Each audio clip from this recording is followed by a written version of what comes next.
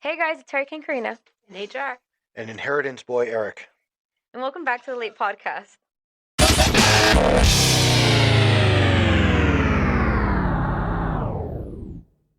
The law, according to Eric. What?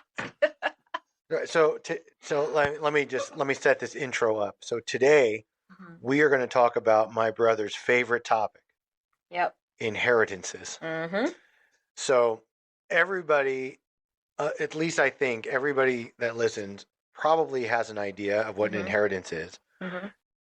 And they can be all sorts of different things. I've seen in the past people have left things to their cats. I've seen that. Yeah, that's like real.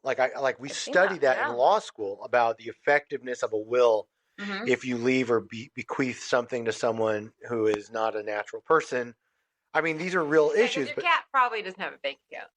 No. Well, I'm saying so we've read like people left their property. Yeah. There's ways of leaving things to charitable organizations, but you can put conditions upon it. So I'm going to donate my house after I die to AIDS Foundation Los Angeles, but only in the event that they never sell it or tear it down and only use it as hospice care. I mean, whatever. So there's all sorts of different things. And then, of course, there's the traditional, like my mom died or my parents or my sibling or my spouse, and this is what I'm left with. Yeah. And then what they left me. So, well, we saw that in the Luigi Mangione case that he might not even get his inheritance from his grandmother, because the one who killed the healthcare guy, he was set to receive a really good sum out of that inheritance when she passed.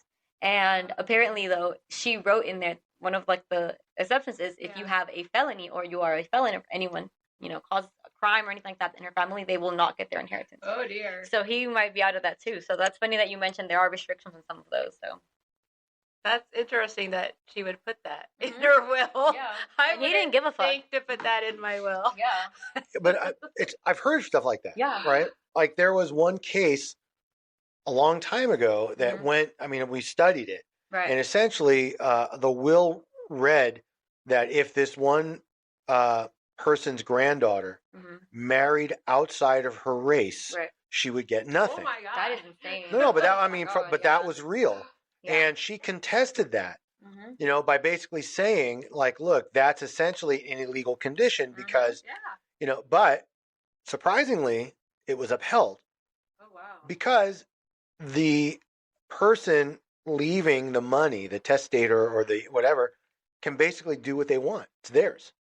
They can condition it any way they want. Now, what they can't do is they can't say, unless you murder people indiscriminately, that's something that wouldn't hold up. But to say, because they could easily just say, as long as you never get married, okay, you have a legal right to, but your choice. So in that case, if the granddaughter couldn't get the money, where does the money go then? So this is taking me all the way back to law school, but it would either go to the next of kin, assuming there is a next of kin. If there isn't, it would do what's called go intestate, which would ultimately, there's a succession, there's an order. So an individual passes, the first person would be their spouse. Then it would be their children. Then it would be their grandchildren. Then it would be their brother or sister. I mean, there's a way, and that's if you don't have a written will. So that girl's brother was setting her up with people. Well, maybe that's races. Yeah, I guess that's possible. Sure. Just to get around that will. You never know. I mean, you know what it's almost like though? What is it almost like? It would almost be like if your cringy sister-in-law's father actually had money to leave. Yeah. But then he would be like, but you can't have it. Right? It would almost be like that. Almost be like that. Except cringy sister-in-law's father didn't have a fucking dime. That too. Sorry. Maybe it's a tiny bit. Anyway, sorry. All right. So we're not going to have a ton of as much time today. You notice that we've been really busy again, even though it's the new year. So we're going to try our best to continue putting out content. Yeah. Before we launch in today's episode, again, I just want to give a quick shout out again to Sean Gunby for having come on right after the new year, sharing his inspirational story with us and our audience. I cannot tell you enough how much I appreciate the fact that he took the time. And while we dive back into our regular, obnoxious, make fun of the world format with no shame whatsoever, we're all zeros on the Feldman scale here. Yeah. Sean really gave us a great episode and really something interesting to think about and talk about. So, 'Before we get back into the shenanigans of dingleberries and Feldman scales, I just want to Yeah. Again, appreciate it, Sean. So, with having said all that, Hurricane. Before take we it away. get into all of that, I do want to say we're not going to ignore the bigger problem. We are from California, you know, to anyone who listens and they've lost their home or, you know, they know of anyone, my condolences. You know, there's a lot of resources out there, people. Please use them. Yes. Just wanted to say that. And if your insurance carrier denies your claim, hit me up. No, just kidding. No. Just kidding. All right. Let's start. First title is, would I be the asshole if I give my sisters some of my inheritance? Okay. I, 28 male, am the youngest of 4 kids, and I am also the only boy. The harsh reality is that I've always known that there was a strong possibility that I would inherit more than my older sisters because my parents' cultures and beliefs. And I've always felt bad about that. Sadly, early this year, my parents passed away in a quick succession, leaving me and my sisters distraught and riddled with grief. We are just now getting into the will, and surprise, surprise, my parents did leave me a very large portion compared to my sisters. I immediately told my sisters that this wouldn't stand and that we were all going to get 25%. I could see the happiness and relief on their faces along with their gratitude. They even joked that they had also known about our parents' favoritism and had hoped amongst themselves that I would make the right decision. The issue arises when I told my wife about my decision. She blew up at me and started saying how we could have used that money better and how since our children are the youngest, we needed help to put them in college. She also started to berate my sisters, saying how they were much more established in life and they shouldn't be taking this from us. I, however, do not agree with this. I'm a dentist and I'm on my track to be the head doctor at a new branch at the place I work at, so to say we are comfortable would even be an understatement. I will admit that I almost blew up at her saying stuff along the lines of, well, it wasn't her business, and that it was between me and my sisters. The fight escalated and she ended up taking our kids with her to her parents' house, which goes against another fight that we had years ago that resulted in us agreeing that if someone was going to storm out, that they shouldn't have to distress our kids by taking them too. So I went to go get them, possibly causing a small scene. My sisters have always been the guiding light in my life, and they were my ultimate built-in best friends and confidants, and now they are my closest living family in this world. I can't see myself letting my parents ingest it on them going unchecked, but I still wanted to ask to see if I would be the asshole if I gave my sisters their inheritance. Oh my God, of course not. It's lovely. It's beautiful that he's so willing to share with his sisters. And then he's like, you know, mature enough to realize, like, okay, they did this. Yeah. He knew that, but he's like, this wasn't fair, and I'm not going to do that to them. And his sister's the bitch here. She's the asshole. You know, I'm just going to add that it wasn't that long ago that the vast majority of the parents' estate would go to the male child. Right. And that was part of the law. Right. in many states. Mm-hmm. And that actually happened to my own birth mother. Mm-hmm.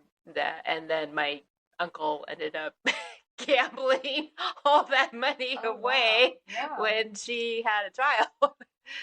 So yeah, no, I think it's incredibly it's unusual that someone is that gracious and giving, but it's wonderful. Yeah. I think the same. I think, you know, he made the right decision. He decided he was going to give half to the sisters and just, it's his decision at the end of the day. It's his money. It wasn't hers. It's not his wife's decision. Like, I get they're married. And if she can't understand that, then maybe he's married to the wrong person. Exactly. So you touched on something legally that's important, and that is an inheritance, unless it is commingled, is not community property. Right. And if Inheritance Billy just opens a separate bank account in his name only and has that money put there, he can do whatever he wants with it. Yeah. Right? The only way Cunty Billy's wife would have a say is if he commingled it and then she claimed some kind of community property interest in that inheritance at, at a later point. That's so just to dispense with the legal part of this. Okay. The moral or ethical part is kind of different, but you might be surprised to hear that I'm more on the fence than you would think I'd be. And not because I think that Billy is wrong to want to evenly disperse the inheritance between him and his sisters. Right. Nor do I agree with Billy's cunt wife for giving him a hard time for wanting to do that. And, we're this and we're that and we're young, whatever. That's all bullshit. That's just her greed. It is. Okay, 100%. Yeah. Especially if the amount's sizable. People see dollar signs. But what also I think is important, and I believe in this, is you have to respect the parents' wishes. It was their money, and this is what they wanted to do with it. Now, legally speaking, once it passes to Billy, he can basically do whatever he wants. But, and again, I would probably do the same thing, but my brother and I are very close. Right. But I can tell you, My father had that kind of relationship, or still does, with one of his older sisters, who also basically like raised him. Yeah. And I can tell you, when it comes to my Aunt Miriam, there is no she walks on fucking water. I'm not joking. Yeah. Okay, I'll tell you 2 stories about my Aunt Miriam. And we're gonna segue, but I don't care. I'm gonna tell you 2 stories, true stories about my Aunt Miriam. God is my witness. Okay. So story number 1. So just so you understand, my father, my Aunt Miriam, almost all of his siblings except for 2 were born in Morocco. Okay. Okay. And raised in that culture. All right. My Aunt Miriam married when she was probably 14 or 15. Right. Like, as was very much the culture back then. My grandmother, my dad's mother, was also already a mother at 14 with her oldest. Right. So again, back then, that's just how it was. Okay. In the Middle East, especially in those cultures. All right.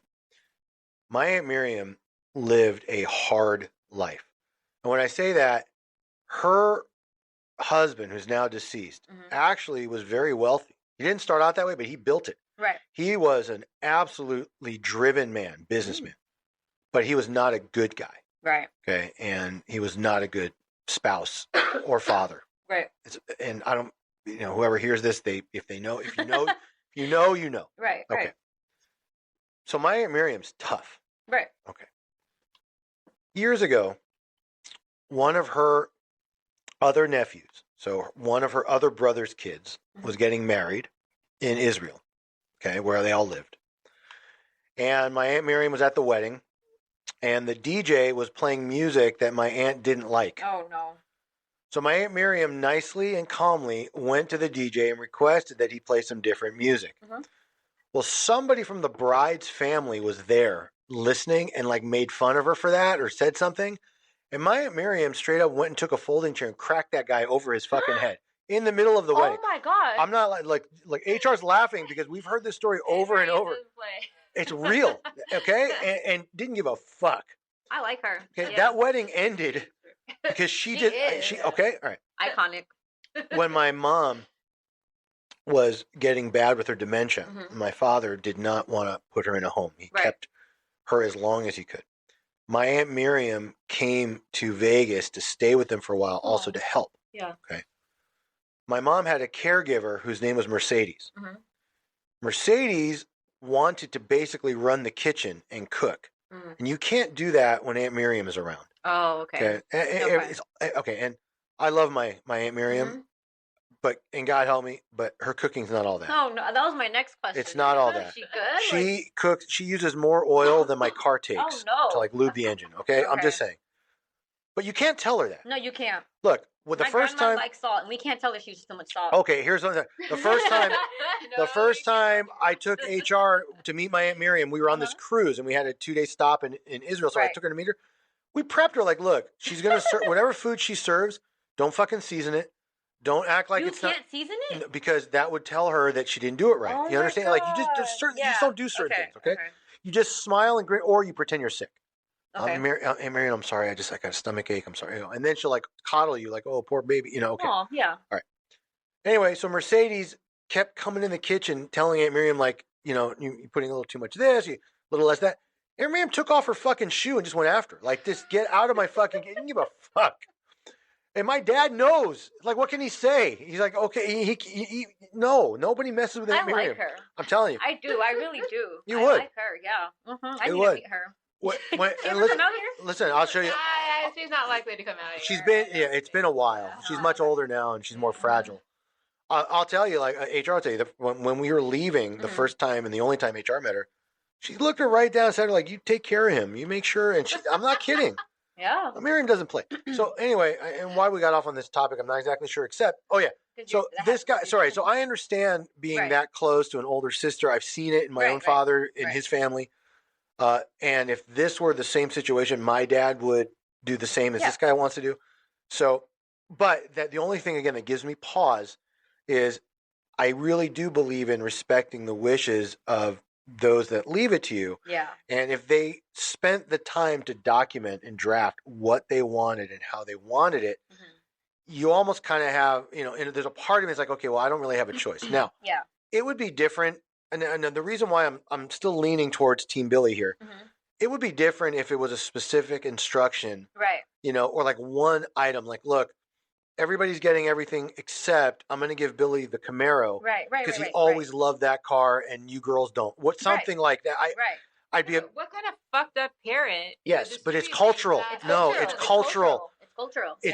It's. I agree. I wouldn't do that to my own kids either. But I understand this was a cultural decision, right? And the fact that the son maybe took more of their traditions, and they like that, and they want to see their grandchildren raised more with that. I understand the motivation. I'm not saying I agree with it. It's like in a lot of Hispanic culture, they'll leave the property, the home, to the boy, because as a girl, you're supposed to get married and go to their home. They're supposed to provide you a home. Yeah. So it's almost the same thing. Like, you don't get left anything. At the end of the day, so I'm gonna do this. We're gonna. I thought I heard the phone ring. But it wasn't. Okay. But okay. So I'm gonna give. Inherited Billy 0 dingleberries.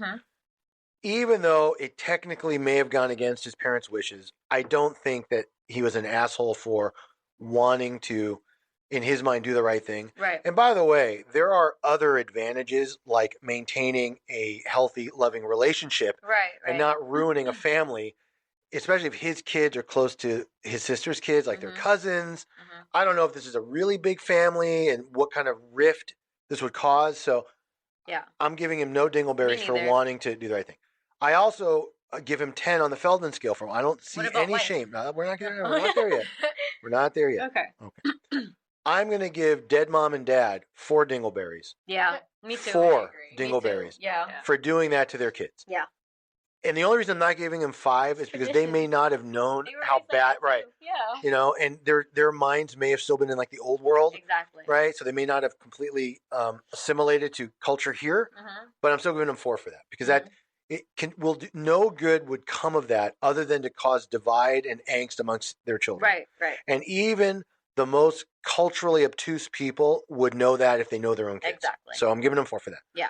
I'm also giving dead mom and dad 2 on the Feldman scale for writing a will that way. Me too. I think it takes almost no shame to like single out the one favorite child. Exactly. And like the one fuck boy, the rest of you. The one favorite child. Right. And like, fuck the rest of you. Everything. They got married first. They gave me grandchildren first. No, fuck all of you. I'm gonna give my little baby boy. He gets So I'm giving him a 2 on the Feldman scale. All right. I'll agree with that. Cunty wife is different. Assuming that everything Billy wrote is right and correct, she's getting a full 5 double Lizzo ass dingleberry. Yes, I agree with that. That she actually left with the children and caused this whole scene. Even bringing it up was already like 5+.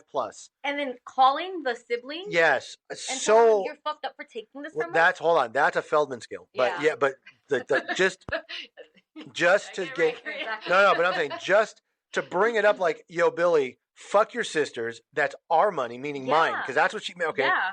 Now, and by the way, even though it's not really relevant, hearing the fact that he's a dentist. Yeah, and he's like, I'm good. Like, I don't need it. Yeah, and I'm going to be honest. I might not even change my opinion if he really did need it, because he wanted to do the right thing. Exactly. I might give the wife a little less if they were really broke. Exactly. Right. But knowing they're good. And he's like, it's an understatement saying we're comfortable. Right, and that's what I'm saying. But if they were really, really broke, I'd give her a few fewer dingleberries, but I'd still give her some, because 25% is a gift. Exactly. You don't, anything at that point would help. Exactly. Okay. Now, for the Feldman scale. Yes. The wife are we doing less than zeros? You can if you want. I'm giving her a -3. Okay, I can agree with that. There is an extreme lack of shame or self-awareness.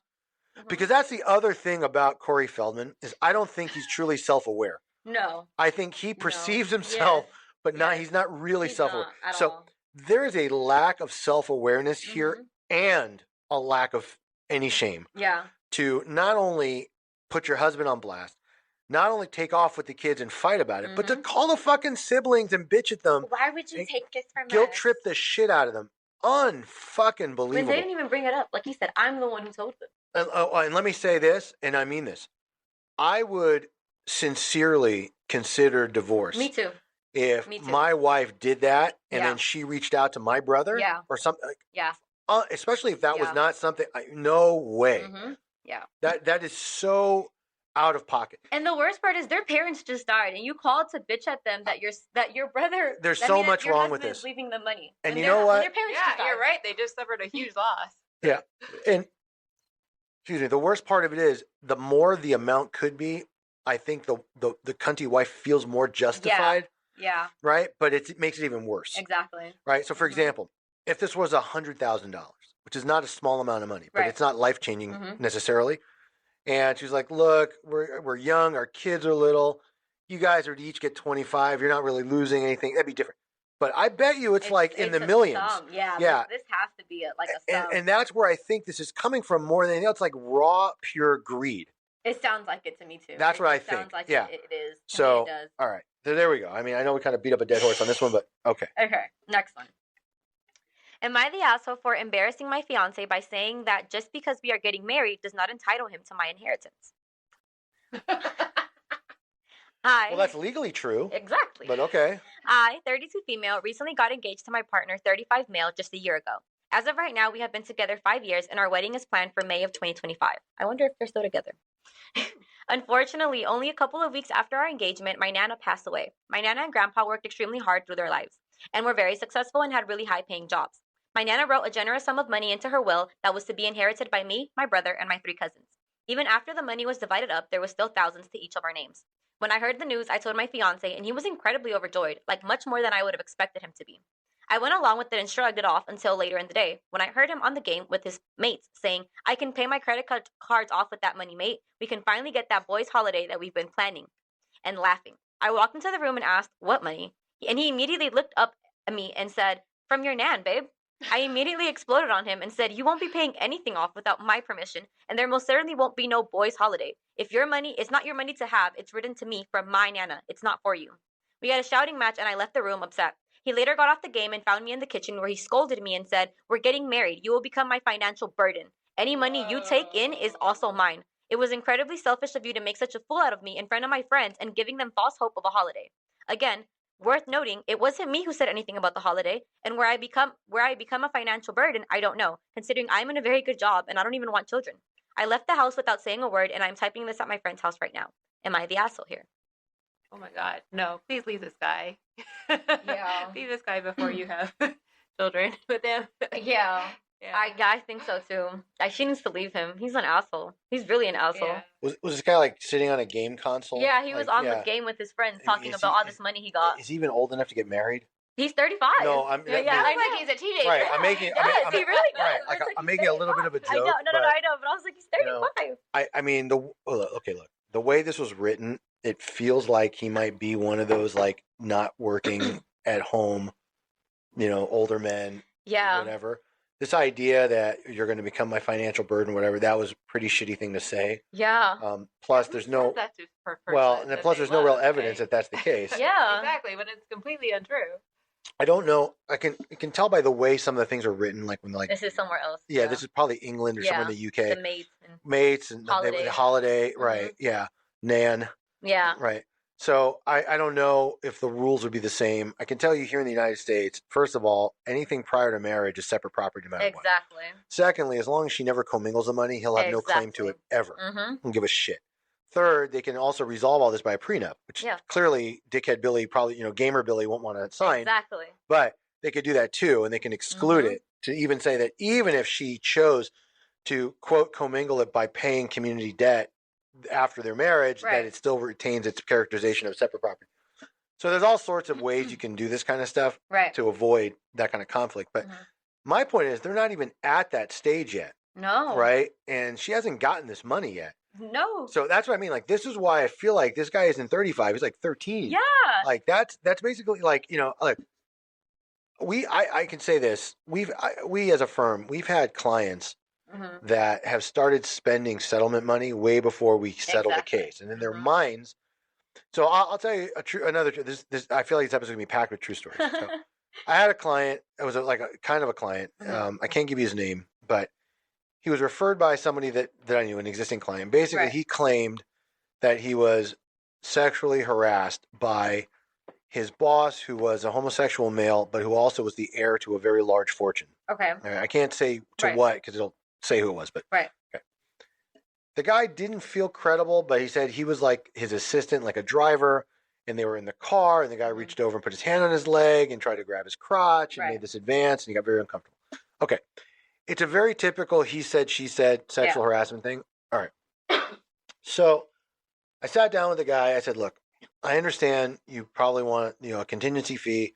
I need to investigate this first. I need to spend a bit of time. So I'm going to charge you this much for the first X number of hours. And then after that, I'll do everything on a percentage if I think it's a strong case. Right. Okay, fine. No more than 4 days goes by. He's already like emailing me. Did you send a demand? They're going to settle immediately. I have a friend that settled a case in like a week. Like, listen, buddy. Okay. Yeah. It's not how this goes. And he was already. And finally, I'm like, you know what? Why don't you just come take your money back? Like, I'm not even going to charge you for the 2 hours I spent. So I'm not going to represent you anymore. But I've seen that, right? So Gamer Billy could be like, my girl's going to get like fucking fat money, right? I'm gonna get like those fucking headphones he's with the mic. His debt. He said he's going on a boys trip. Right. He was ready. Okay, and so rather than, I'm going to get to the dingleberries and the scale in a minute, and clearly this guy, he's off the charts on both. But a PSA, I know it's going to be a second. A word of, well, hold on. Okay, sorry, we're back. Well, I kind of forgot where I left off. We were talking about the guy, but I don't remember. Look, at the end of the day, that was well, honestly, I don't remember. I got distracted with this phone call, and it's like, anyway. But here's the bottom line: Gamer Billy gets 4.5 dingleberries for even bringing it up. And I'm being giving like him full 5. Whatever. And I'm giving him a 2 on the Feldman scale also. It's pretty shameless not to just bring it up, but then fight with her about it. Yeah. And argue. I mean, that's beyond not okay. Yeah. So I agree with that too. All right. Yeah. Greedy man child. Exactly. All right. Am I the asshole for giving my sister's inheritance to our other siblings and their kids? I, 36 male, have 3 younger sisters named Kate, Beth, and Meg. Our mom got sick around 10 years ago, and I was forced to become a caregiver. I was only 26 when this initially happened. Beth and Meg were too young to expect them to contribute, but Kate decided it would be a good time to up and move away with her new boyfriend. As our mom's health declined, she repeatedly asked for her daughters. Beth and Meg were unhelpful, but they still made an effort to come see her. Around the halfway point of this terrible process, Kate started telling stories of our mom being abusive. These couldn't be farther from the truth. Our mom was fragile and definitely had issues, but she never mistreated us. I stepped up as a kid to do a lot of the parental duties. The lies devastated our mom, but eventually she was too far gone to even understand. I'm sure that if she had been here, If she had been all there, she would still have wanted nothing more than to see her daughter. My relationship with all 3 of my sisters deteriorated, but Kate took the cake. She'd call out of the blue asking for the money, yet she never asked how our dying mom was. Our mom passed peacefully in her sleep. I think seeing the state she was in sobered Beth and Meg. They apologized and sat beside our mom in her final hours. All 3 of us cried together, but the only name that ever left my mom's mouth was Kate. Kate skipped our mom's funeral, but she came riding into town with a complete stranger expecting her inheritance. My mom wrote a will before things went downhill and left everything to me with the unspoken expectation that I distribute it equally. I divided things up between Beth, Meg, and I. Their children also got something to help pay for college. The physical items were divided up between my family. My sister has threatened legal action over it. She said she was owed a certain amount from our mother's estate and that she wanted the old family home. I told her that she's owed absolutely nothing and to enjoy living in whatever shithole that she crawled out of. Anything she's giving will be spent on drugs and stupid shit like lottery tickets. I won't fund that when it could go to helping my nieces attend college or give them something to lean on after turning 18. Our extended family are picking sides, saying I'm being petty. They said my mother would want Kate to have the money, but I know that if she had even got a penny from me, she'd see it as an opportunity to squeeze me for all I have. She's not getting anything, even when I'm old and senile. Am I the asshole here? And then she said, edit, it was not put into writing that I needed to divide everything equally. I am the only inheritor she listed on the will.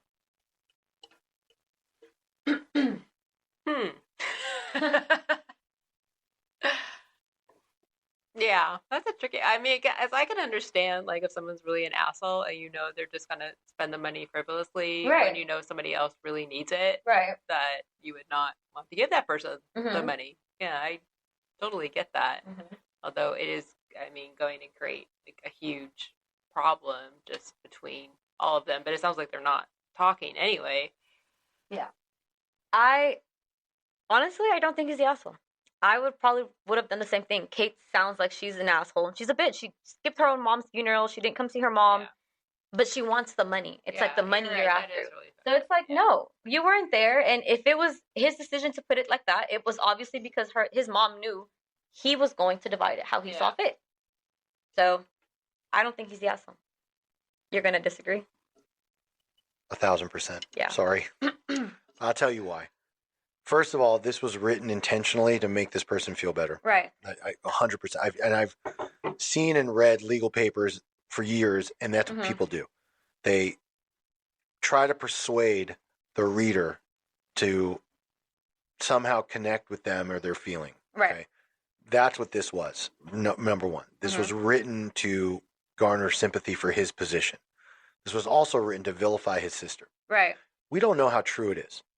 I'm not, and maybe it is. But he does seem happy to share it with maybe the others. It's fine. I know. My point is, there might be other issues he has with his baby sister, and he's using these things as more justification. Right. Okay. The mom's dying breath was, where's Kate? Right? Or Kate, or when in the whatever few moments of lucidity she had. That tells me all I need to hear. Yeah. Right? Now, did she want all of her children together at her deathbed? Probably. Yes. And I know most parents want to see their children united, and and they want to leave this earth knowing that they're in good hands or they're capable. All that. I understand all of that. Right. Okay? Right. Yeah. But it was at the end of the day, if the will didn't specify, but so let me explain the legal side of this. The argument that it doesn't say in my mom's will that I am to distribute, that I'm the sole beneficiary, is fine. Yet he did. He did, yeah. And because he did, that's essentially showing what his intent was. He's now making the decision to cut out the sister, not the mom. Right. Because if you want to go by his logic, all of them should have been cut out. Right, right. Okay, now, the other side of the legal argument is it's his discretion, right? It's his money. Yeah. I don't think the baby sister is completely out of line. I don't think she has no case. Okay. He took affirmative steps to split the inheritance amongst others, including furnishings and whatever, trinkets, gave it to his nieces and nephews for their college. He went beyond. Right, right, okay? Yeah. Okay. The fact that she did go to the funeral or didn't or this or made up story, it's not really relevant. Right. The living make that kind of stuff relevant because it helps us deal with or justify how we feel. Helps us accept that our decisions are correct. Right, right. Right? I'm not going to cut you in because you didn't even bother to pay your last respects. And you didn't know. That's not his problem. Yeah. It's not his decision to make. I mean, it is legally. It's a very human. Yeah, it's a human reaction. I didn't say I didn't understand it. Yeah. I'm saying I don't agree with it. I'm an outsider looking in. I don't have that family dynamic. I think that if that happened in your own family, you would have a different. You know what? No, then you don't. I would say then you don't know me as well as you should, because I would much rather not have that kind of drama and anger, and I don't put the kind of value on money that other people do. That's a flaw.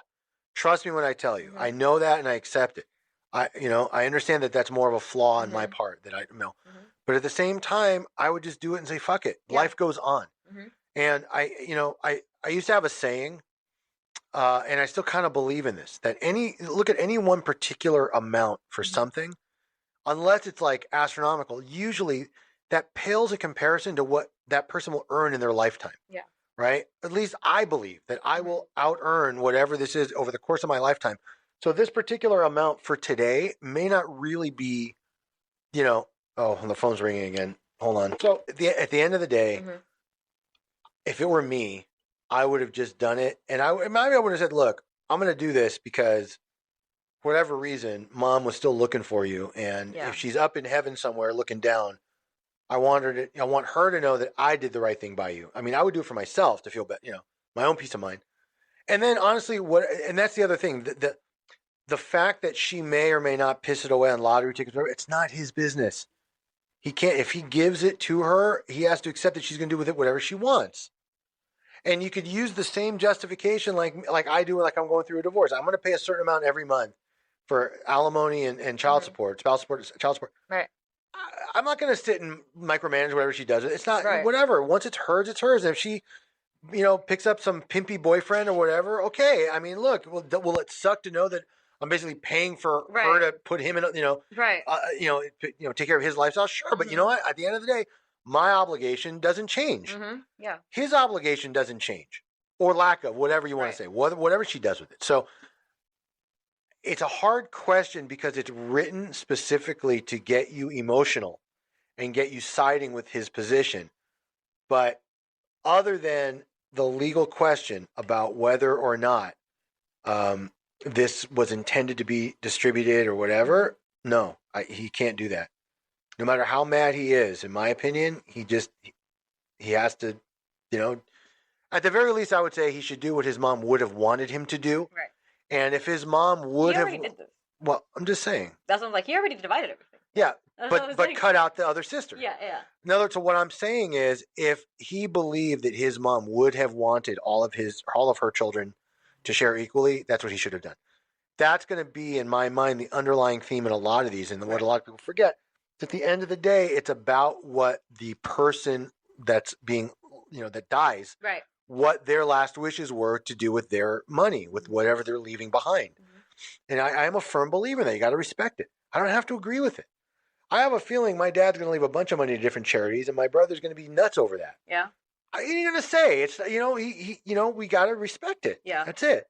So, kind of sorry to say, that's where I land on that. I will say, I'm going to give Inheritance Billy one dingleberry. I don't think it was a super, super terrible asshole thing. Right. I think I can agree with that. I believe in his mind he's justified, but I don't agree with the approach, and I don't think he's right. Feldman scale, I don't know that he's shameless in what he did. I think he was going by what he believed. I will give Druggy's sister, Lucinda, 5 on the Feldman scale. Okay.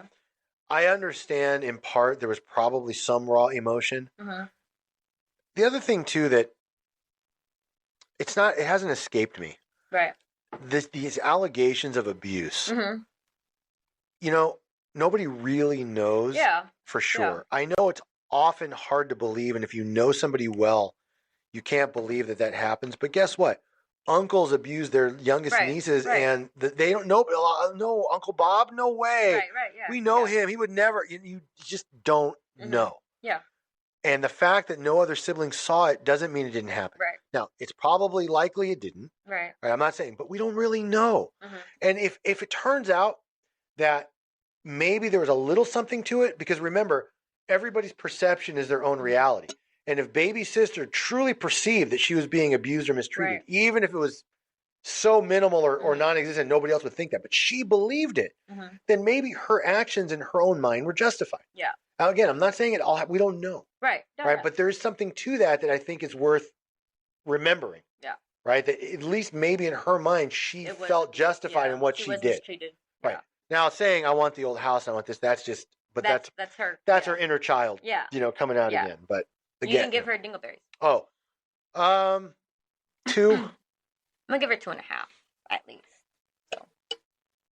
Yeah, at least. I think if you walk away from your family, you walk away from your inheritance. Yep. That should be a rule, actually. Yes, but yeah. I do. I think that. Yeah. And I respect Eric for his opinion, but I think that if I were in the same situation, and I knew that my nieces and nephews could use that money, and this other sister was just gonna squander it. Yeah. I would have a very hard time.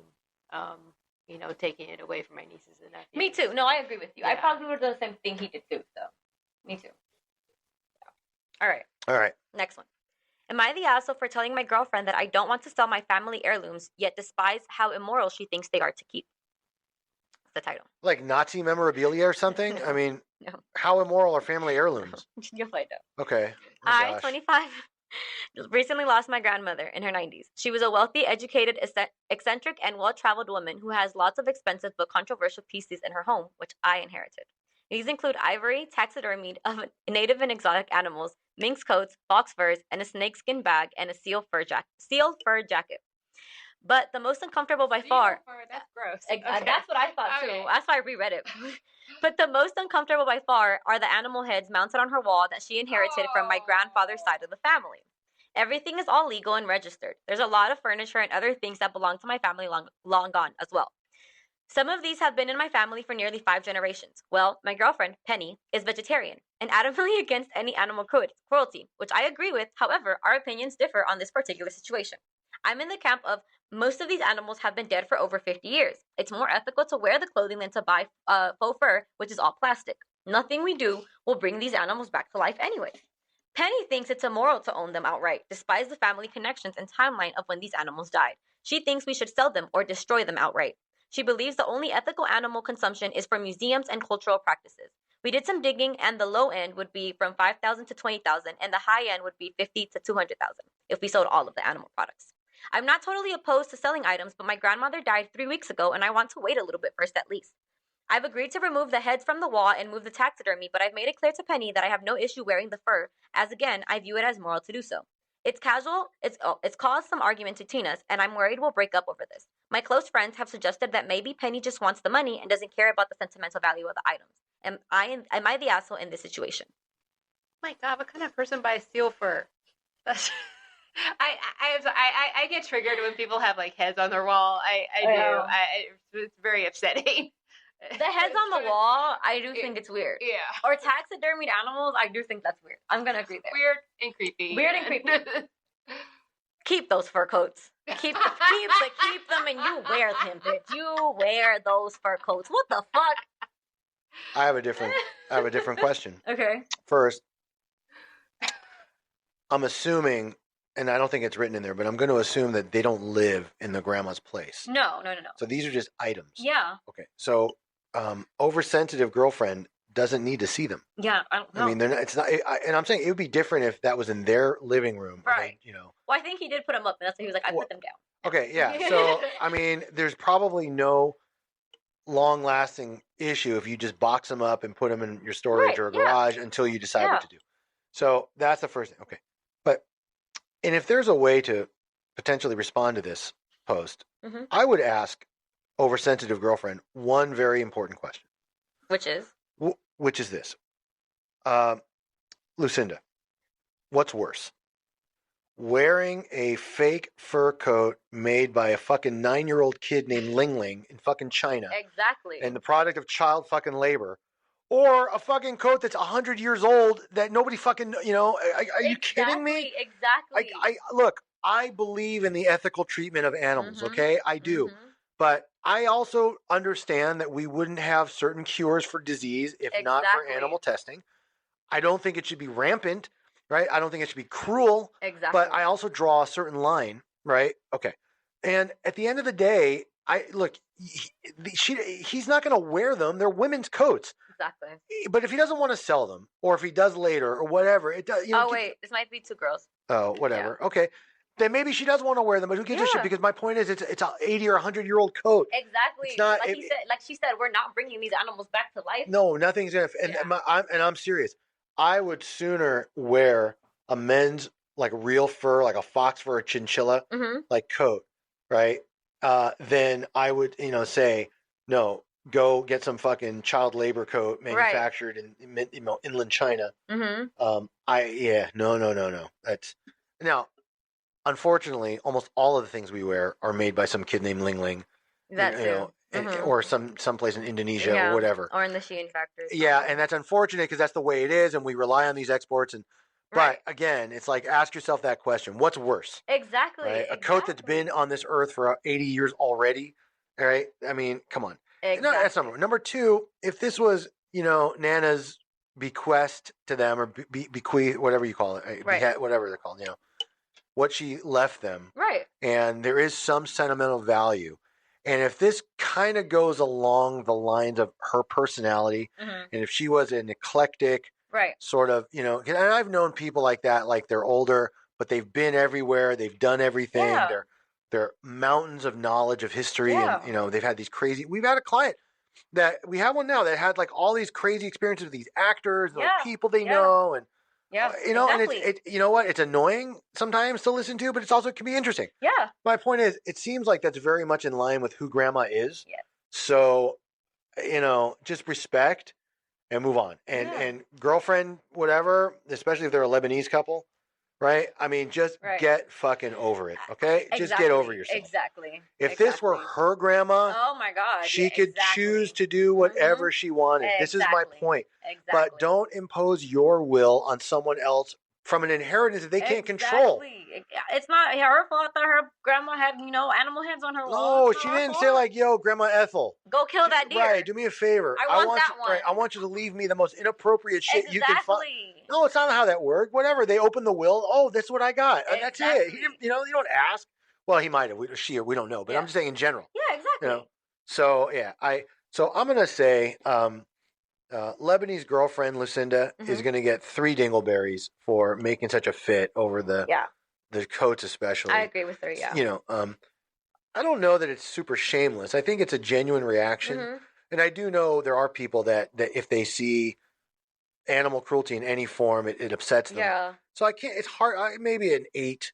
Like, I don't think it was all that shameful. It's not like she went out and told people about it. Right. I mean, she kind of gave a little bit of an ultimatum. Yeah. But he took him down. That should be the end of it. Exactly. So, or he or she, whatever. So, that's about all I can say about that. I agree. All right. All right, next one. This next one's going to make you guys upset. Just forewarning. All right. This is a trigger warning for the next one. Am I the asshole for not giving my stepdaughter an inheritance? My 32 female husband passed away earlier this year. Our children, 6 female and 3 male, and I inherited his entire estate, which in total is worth almost $1 million. When he was in high school, my husband had a child, 16 female, with his girlfriend at the time. He broke up with his girlfriend once he found out she was pregnant, saying he wasn't ready to be a father yet. He visited her maybe once every few years when he was alive. My stepdaughter and her mother are very poor. They have struggled financially ever since my husband's death, and they no longer receive child support. They're struggling to pay rent and are at risk of getting evicted. My stepdaughter reached out to me, begging for her share of the inheritance. I feel bad for her, but my husband clearly stated in his will that he wanted to leave his estate to me and my children only. I barely even know her, and I don't think it's my responsibility to take care of her, or her mother. She's furious with me, calling me a heartless gold digger and saying that giving her money was the least I could do to make up for the years of neglect. Am I the asshole here? Yeah. Pretty much. Yeah. Like, they're on the fence of getting evicted. This money would actually save these people. Yeah. Save this girl and her mom. But if we're being honest, the bigger asshole here was the guy.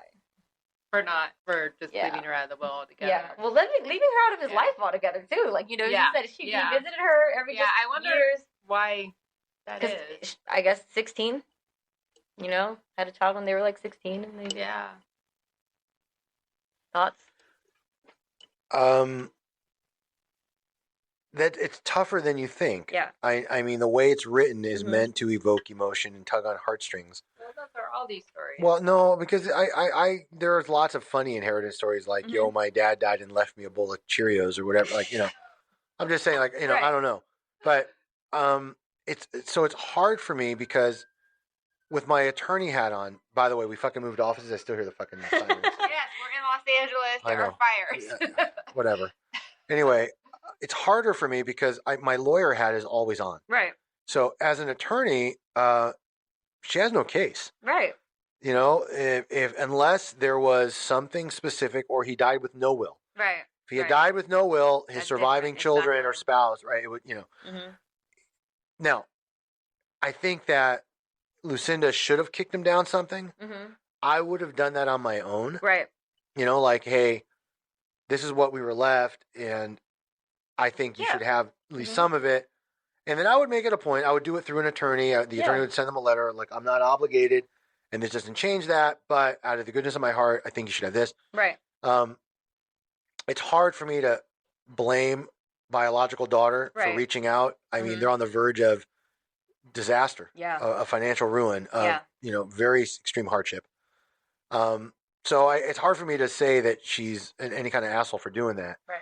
I'm not even going to rate her on the Feldman scale because I don't really feel it's shameful when you're facing that kind of situation where you're going to be evicted. Right. It'd be different if she was like, look, I'm, behind on my Lamborghini car payment. Exactly. It'd be different. Yeah. Like, I can't drive my Shelby because I can't afford the insurance now. Right. But that's why I'm saying it's a little more extreme. Yeah. So it's hard for me, but again, legally, She's not wrong. Yeah, legally. I'm just talking more. No, I know, but I'm saying the like fact that she's like, it's not my fault. I don't have to take care. It's not my fault. And it's like, geez, have a fucking heart. Well, Exactly. so okay, but two things. Oh my God. All right, but two questions that also I think need to be answered before we can give a reasonably well thought out response. Number one is, how old are her kids that are left behind? 6 and 3. Okay, so they're going to need a lot. Yeah. Okay, that's in other words, maybe not on a day to day, but over the course of their lifetime, like one of them. I'm not saying you should give her all of it. No. Well, but hold on, and then there's an inheritance tax. Right. Right. So what's the net proceeds left?